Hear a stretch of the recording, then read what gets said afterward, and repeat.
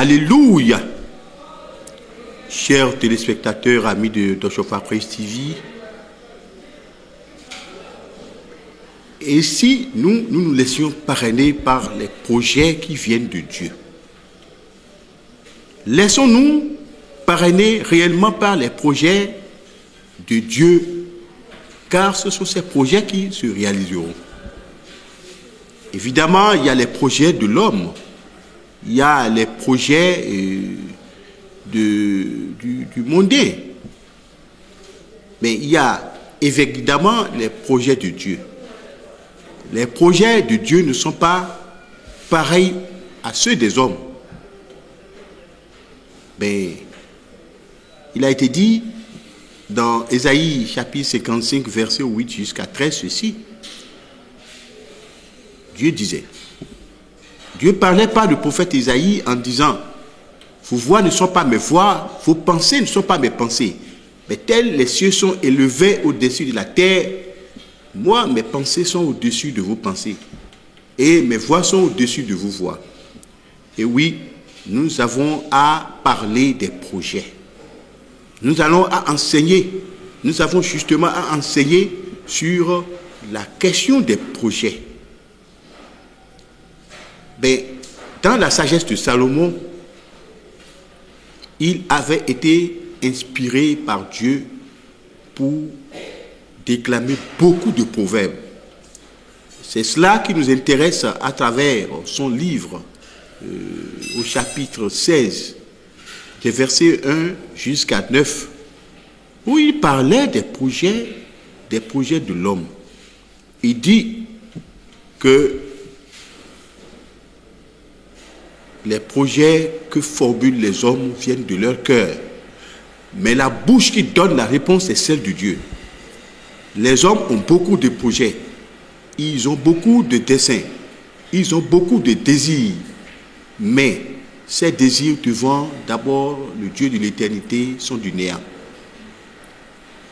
Mais il disait en Proverbe chapitre 16, toujours au verset 2 plus précisément, que toutes les voies de l'homme sont bonnes, mais celle de Dieu, c'est celle-là qui pèse. Toutes les voies des hommes, sont devant eux, dans leur cœur, dans leur conscience. Mais la voix qui vient de Dieu est la voix qui pèse d'abord les esprits. C'est ce qu'il enseignait. Et loin encore, mais il disait quelque chose, que Dieu a tout prévu. C'est Dieu, tout ce qui se passe dans l'univers, au niveau des hommes, au niveau de la nature, est déjà prévu par Dieu, parce que tout ceci répond des projets de Dieu. Et là où il a mis le clou, je parlais bien de Salomon, là où il a encore mis le clou, il disait, toujours dans Proverbe 16, que Dieu a tout prévu pour un but. Même le jour de malheur que Dieu a prévu devrait exister selon son plan, selon son dessein. Le jour du bonheur également, c'est-à-dire répondrait du dessein de Dieu.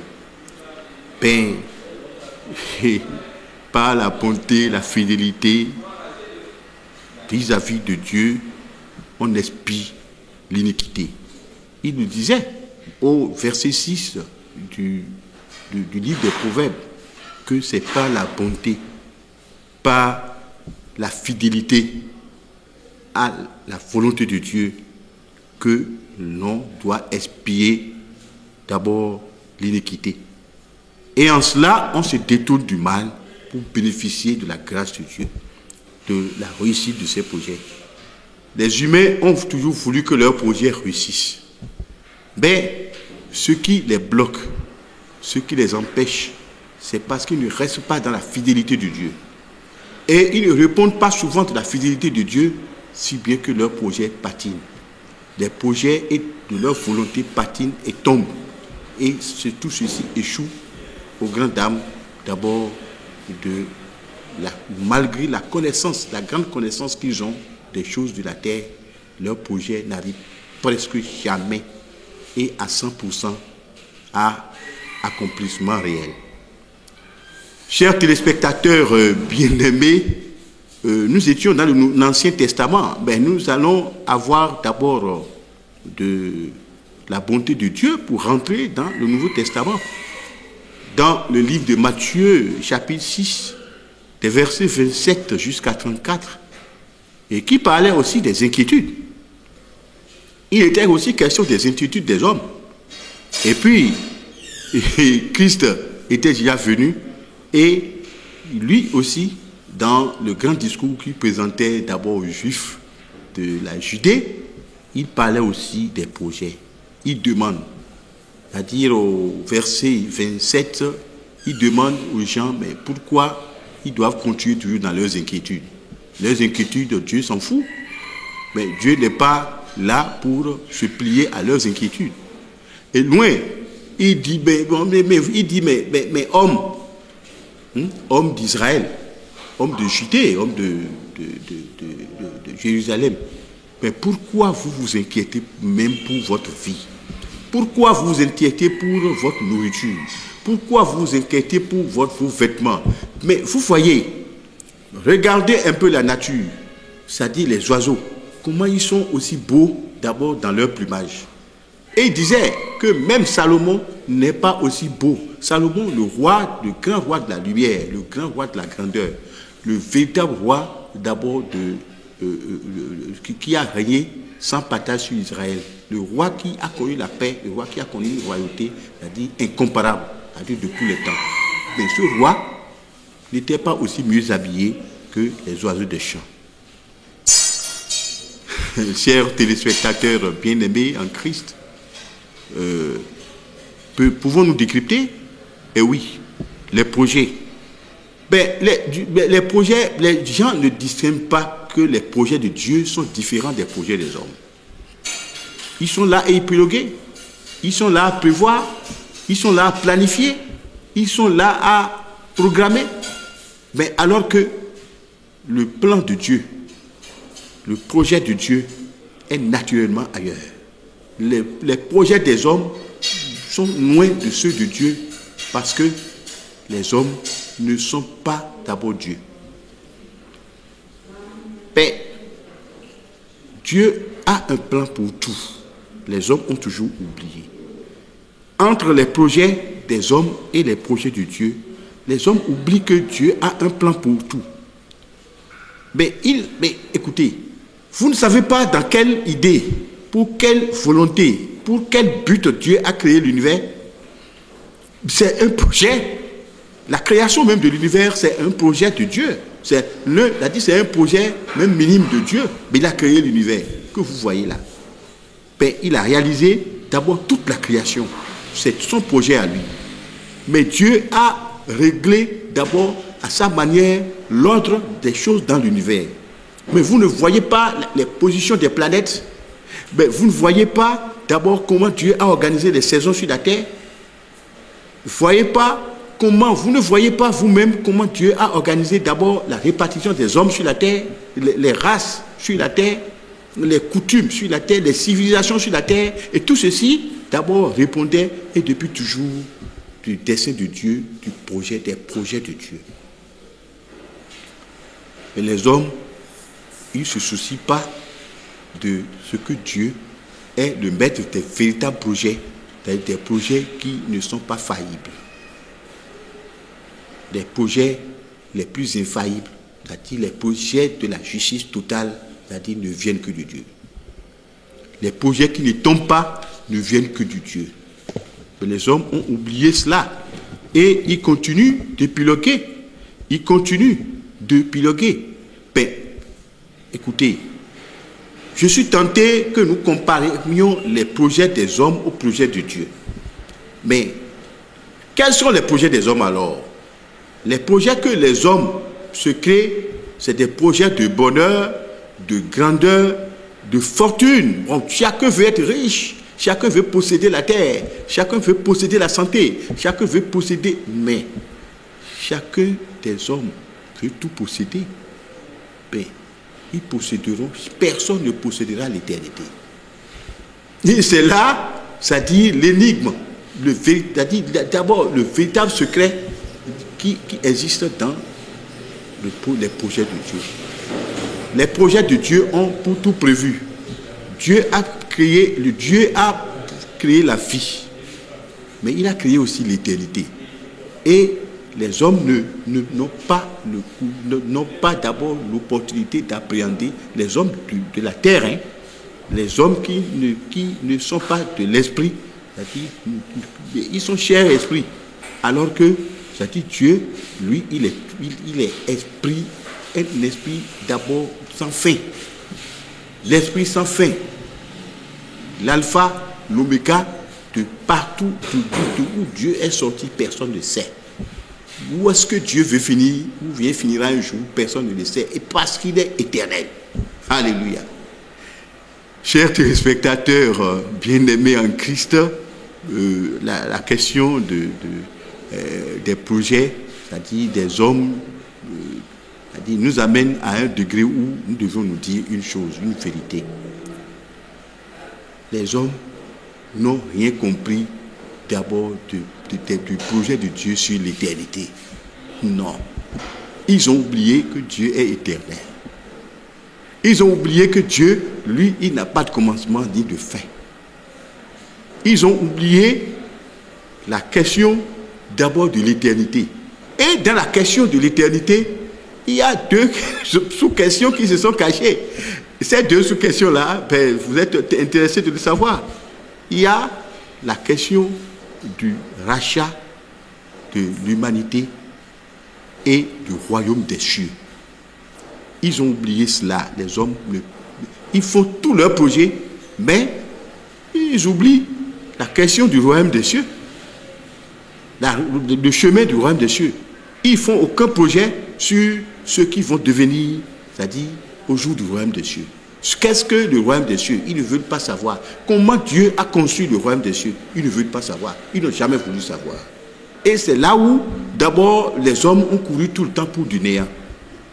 Chers téléspectateurs, amis de Geoffroy Priest TV, le clou de cette éducation spirituelle, de cet enseignement, passe également par, c'est-à-dire jusqu'à quel degré on peut expliquer les dimensions même du salut de l'humanité.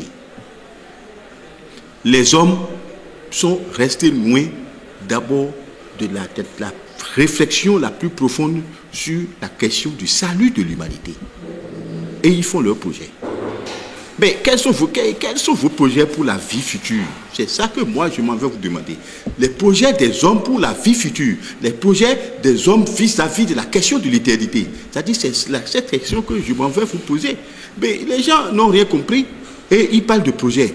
Moi je vais peut-être voyager, je vais peut-être me marier, je vais peut-être vivre des vacances, je vais avoir beaucoup d'enfants, je vais avoir beaucoup de femmes, je vais posséder toute la terre, je vais posséder toutes les villes, je vais annexer des nations, ma nation va annexer d'autres nations, et puis voilà, je vais connaître l'hégémonie sur tous les autres êtres de la terre. Voilà les projets des hommes. Ben, tous ces projets doivent se mesurer dans le futur à venir. Les gens oublient que, et si Dieu ne veut pas, qu'est-ce que nous allons faire? Est-ce que nos projets sont dans le plan d'abord du rachat de Dieu? Les gens oublient qu'après la mort, ils seront qui? Après leur mort terrestre là, mais ils iront où? C'est-à-dire, je nous exhorte à faire nos projets sur l'après-mort. Et pour faire ces projets sur l'après-mort, nous devons, comme le psalmiste l'a dit, Psaume 24, qui montera la montagne de l'Éternel, celui qui a les mains pures, qui ne joue pas pour tromper, qui reste dans la réalité, qui reste dans la sainteté permanente. Mais là, pour régler la question de l'après-mort, les projets de l'après-mort, les projets de l'après cette vie, les projets sur l'éternité, les projets qui ont rapport à la vie éternelle. Mais les hommes ne sont pas prêts à aller sur le terrain de ces projets-là. Et ils font les projets de cette terre. Chers amis, chers téléspectateurs, nous nous enseignons ceci par motif de conscience toujours. Et nous le disons. Ben, aujourd'hui, les gens sont présents alors qu'ils sont loin du plan de Dieu. Ils sont loin de la volonté de Dieu. Ben, le commandement de Dieu, c'est-à-dire ils s'en foutent. D'abord, la sagesse qui vient d'en haut, eux, ils s'en foutent. Mais les connaissances, d'abord, qui viennent d'en haut, ils s'en foutent.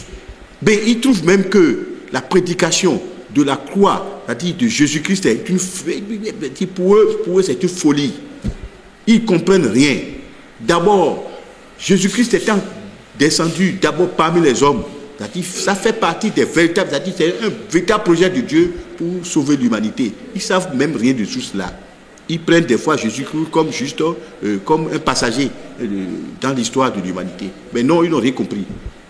Jésus-Christ, d'abord, c'est le dénominateur total qui régit tous les projets de Dieu réunis.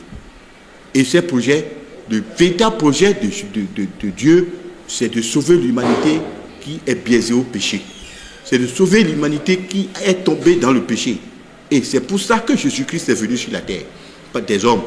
Et il est venu en chair, c'est-à-dire pour se sacrifier comme chair pour sauver les chairs. Voilà. Mais Jésus-Christ est venu. Mais Jésus-Christ, puisqu'il est venu, qu'est-ce que vous pensez? C'est-à-dire que Jésus-Christ n'est pas venu pour que les hommes de la terre continuent d'abord de désobéir à Dieu dans l'idolâtrie permanente. Les idoles ont rempli la terre. Les idoles intellectuelles aussi ont rempli la terre. Les idoles, d'abord, de modes de terre ont rempli la terre, bien sûr. Parce que quand je parle d'idoles, nous pensons que c'est seulement les modes de terre, les petits gris-gris, les fétiches. Non. Il y a les idoles de l'intelligence humaine qui ont rempli qui ont jonché d'abord les conceptions du monde et qui éloignent l'homme de Dieu. Les hommes, c'est-à-dire, sont allés dans de l'impudicité, et puis ça, pour eux, ça ne leur dit rien. Ils veulent vivre d'abord sur la terre, vivre bien leur vie, la vie chaste, la vie faste sur la terre plutôt. Ils veulent vivre une vie heureuse, disent-ils. Mais ils sont malheureux, c'est-à-dire ils ne savent pas l'issue de leur vie. Ils ne comprennent plus. Ils courent tout tellement pour du néant. Écoutez, vous pensez que vous pouvez être heureux avec d'abord vos appartenances à des sectes et à des confréries du diable?